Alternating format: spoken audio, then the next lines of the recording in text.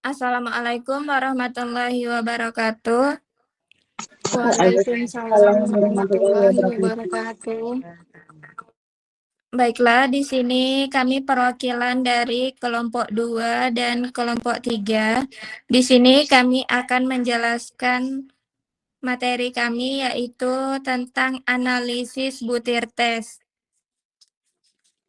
Nah, sebelumnya di sini kami beranggotakan yang pertama yaitu Sri Rahayu, yang kedua Habibur Rahman, yang ketiga Ranti Aftalina, yang keempat Siti Hasanah, yang kelima Chandra Afdal, yang keenam Mutiara Aini.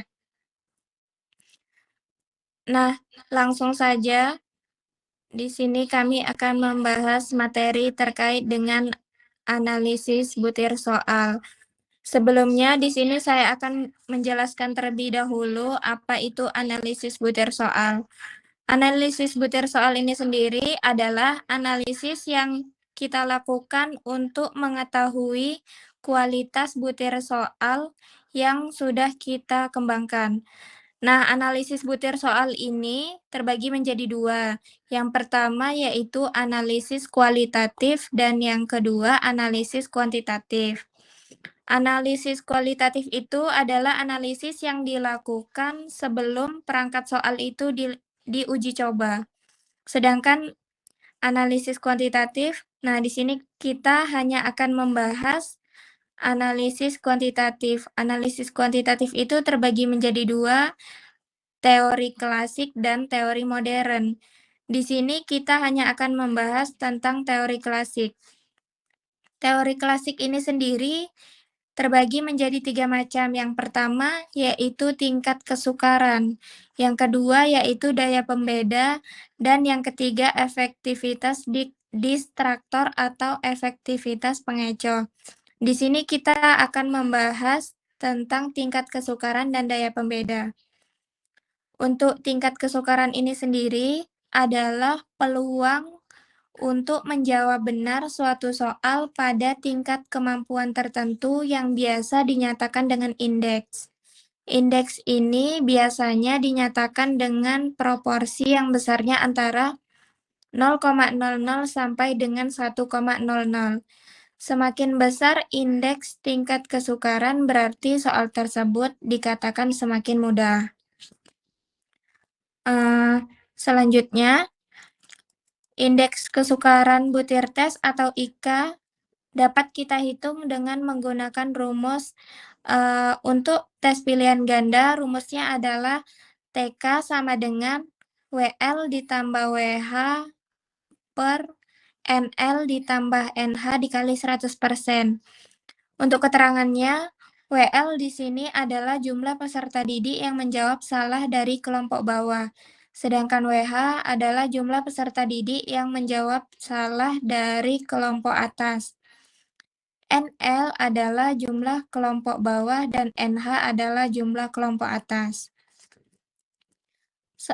Untuk selanjutnya akan dilanjutkan oleh rekan saya Siti Hasanah. Kepada Siti dipersilahkan.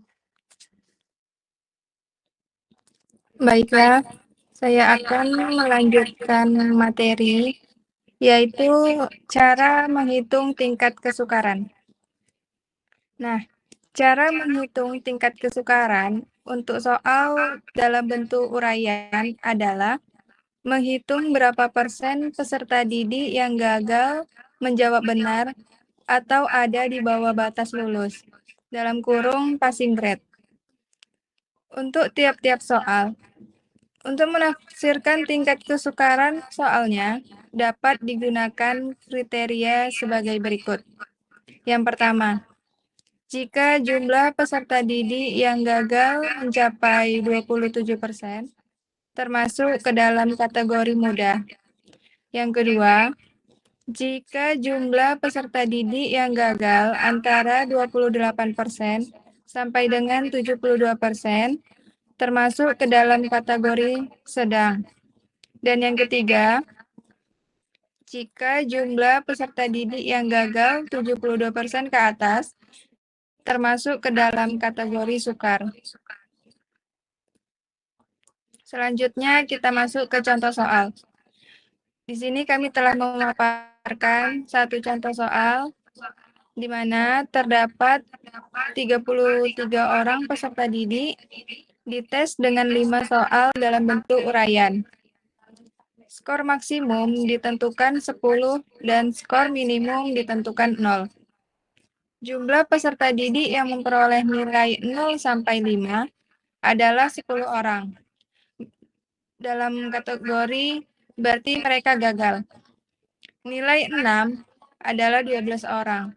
Dan nilai 7 sampai 10 adalah 10 orang. Jadi, tingkat kesukaran atau IK sama dengan 10/33 dikali 100%.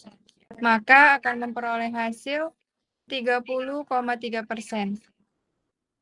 Tingkat kesukaran 30,3 berada di antara 28 dan 72.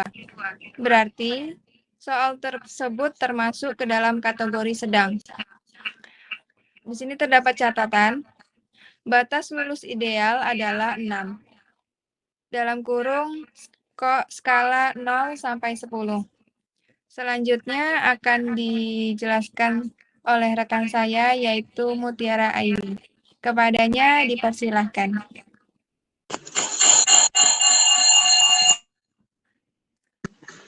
Baiklah, saya akan melanjutkannya.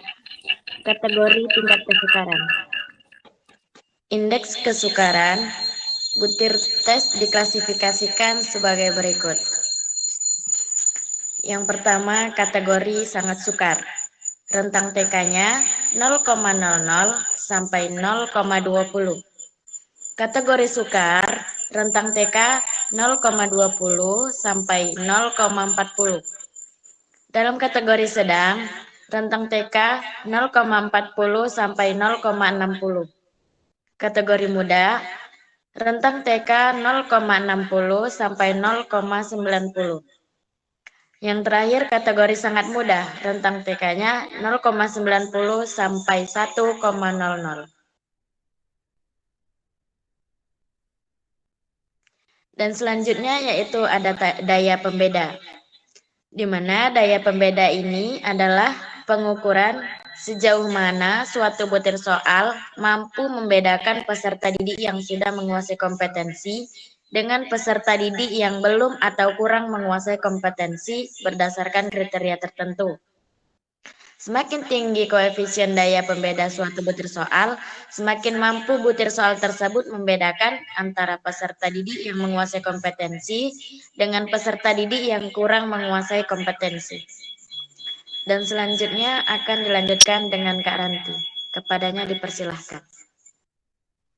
Baiklah, saya akan melanjutkan dari lanjutan daya pembeda tadi.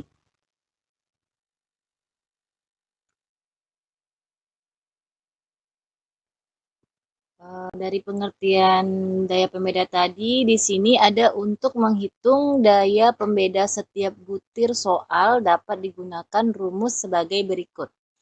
dP sama dengan WL dikurang WH per N. Keterangannya di sini yaitu dP artinya adalah daya pembeda. WL artinya adalah jumlah peserta didik yang gagal dari kelompok bawah. WH artinya adalah jumlah peserta yang gagal dari kelompok atas. N artinya adalah N besar artinya adalah jumlah peserta didik. Dan N kecil sama dengan artinya 27% dikali N besar. Selanjutnya di sini daya beda atau DB butir tes diklasifikasikan sebagai berikut. Ada kategori dan rentang daya beda di sini, yaitu kategori jelek, itu rentang daya bedanya 0,00 sampai 0,20. Kategori cukup, rentang daya bedanya yaitu 0,20 sampai 0,40. Kategori baik, rentang daya bedanya yaitu 0,40 sampai 0,70. Dan kategori baik sekali, rentang daya bedanya yaitu 0,70 sampai 1,00. Baiklah, sekian presentasi kami. Saya kembalikan ke moderator. Baiklah, terima kasih kepada teman-teman yang sudah menyampaikan materi. Nah, itu tadi adalah penyampaian materi dari kelompok kami. Kurang dan lebihnya kami mohon maaf. Kami akhiri. Assalamualaikum warahmatullahi wabarakatuh. Waalaikumsalam warahmatullahi wabarakatuh. wabarakatuh.